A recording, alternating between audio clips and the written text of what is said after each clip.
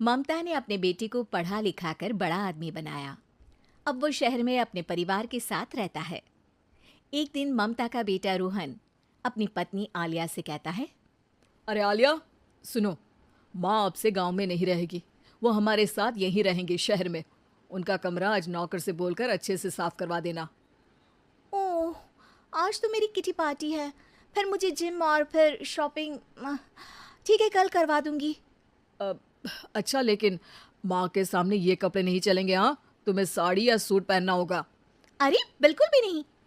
मेरे mummy papa ने इतना पैसा लगाकर शादी इसलिए नहीं की थी कि मैं अपनी मर्जी के कपड़े पहन ओढ़ भी ना सकूं।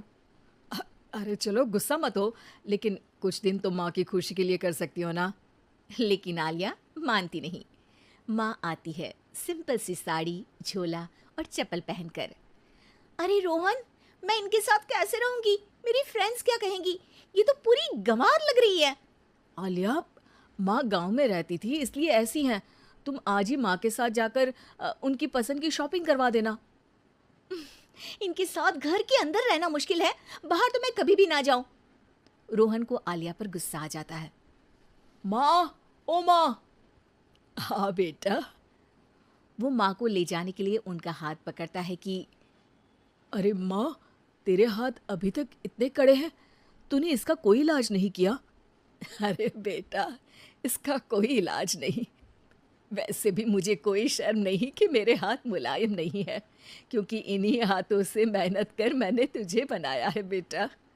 अगले दिन माँ, मैं ऑफिस जा रहा हूँ।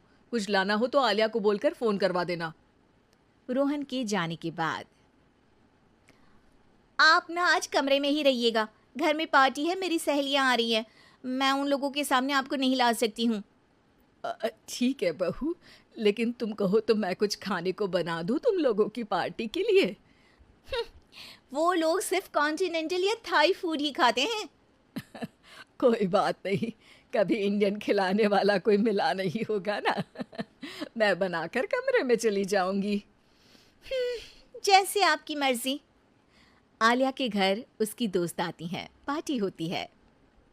अरे वाह आलिया, ये क्या है खाने में? बड़ा ही स्वादिष्ट है यार, इसकी रेसिपी मुझे चाहिए। हाँ, और ये दाल, ओ माय गॉड, मैंने तो किसी 5 स्टार में भी ऐसी दाल नहीं खाई है यार। तू कुक को यहाँ बुलाना। अब आलिया घबरा जाती है। हाँ हाँ हाँ, क्यों नहीं, माँ जी जरा बाहर आइए। आलिया की सास सिंपल सी साड़ी और गांव के अंदाज में आती है। अरे बहू, क्या हुआ? खाना पसंद नहीं आया क्या? बहू? अरे ये गांव से दिखने वाली औरत तुम्हें बहू क्यों बोल रही है? कौन है ये? वो हमारी नई नौकरानी है। सास बहू की बात सुनकर बहुत दुखी हो जाती है। वो सर झुकाकर जा ही रही होती है कि एक सहेली बोल पड़ती है। अरे कहाँ जा रही हैं माँ जी? वो उठकर उनके पैर छूती है। जीती रहो बेटा। क्या है ना, आपकी शक्ल बिल्कुल मेरी माँ जैसी है। पता है आलिया, मैं शहर पढ़ने आई और फिर शहरी हो गई, लेकिन मेरे माँ पापा तो आज भी गांव में रहते हैं, बिल्कुल इनके जैसे ही हैं। आप यहाँ बैठिए ना आंटी, आप सच में बड़ी खूबसूरत है और आपके हाथ का खाना तो लाजवाब है। काश ये मेरी सास होती। सभी सहेलियां सास को घेर कर बैठ जाती हैं और उनसे खाने की रेसिपी पूछ रही होती है कि तभी घर की बेल बजती है और रोहन आता है। अरे क्या बात है, आज आप लोग हमारे घर में? और ये लोग तो मुझे आलिया से ज्यादा माँ की सहेलियाँ लग रही हैं। क्या ये आपकी माँ है? लेकिन आलिया ने तो कहा कि ये उनकी नौकरानी है और इन्होंने भी नहीं बताया।